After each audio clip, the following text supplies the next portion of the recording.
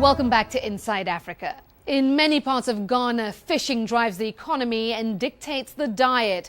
But for generations, it's also served as a hub for child slavery. A practice unthinkable to most has been acceptable to a few fishermen desperate to cash in on the day's catch. But a former child slave is fighting back. For him, ending an age-old tradition begins with a new school of thought. Years later, the memories remain. As he struggled, the thorns had to be moved with my flesh coming out of it. And it came with my flesh. I would say that I'm at 60% healed. Do you have any physical scars?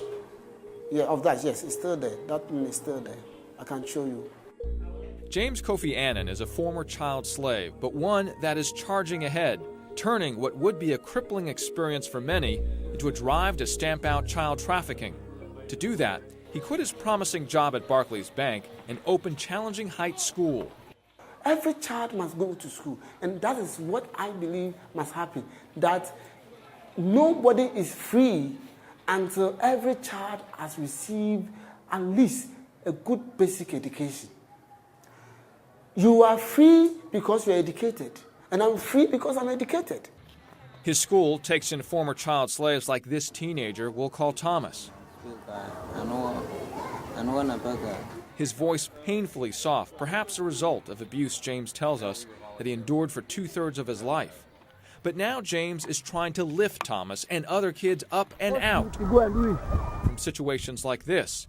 Either parents selling their children to fishermen to wrangle fishing nets 17 hours a day, or unknowingly sending their kids to apprentice with a relative to learn a skill, a practice common in Ghana, only to have their children caught in slave labor. And it's people like this that make it happen. Benjamin Tournier bought kids from parents and used them on his fishing boat. He calls himself a former trafficker now.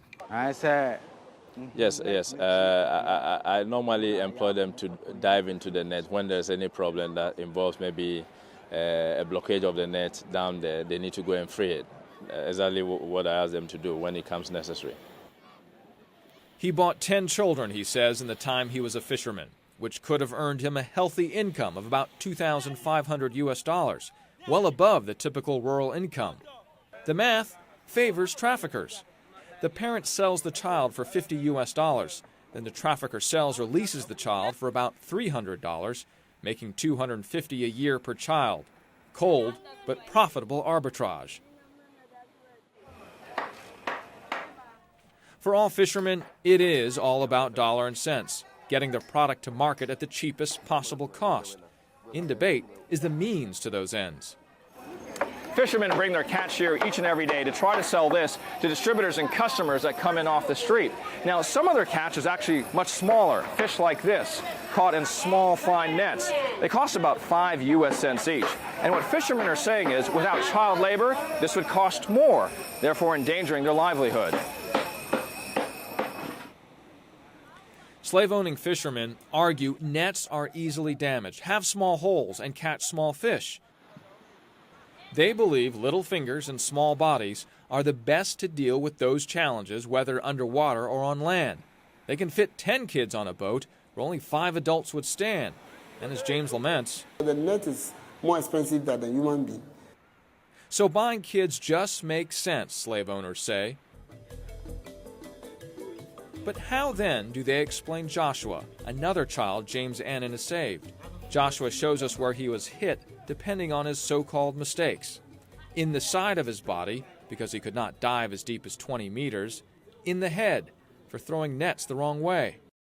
James shows us this picture of Joshua's crooked body when he first arrived at Challenging Heights.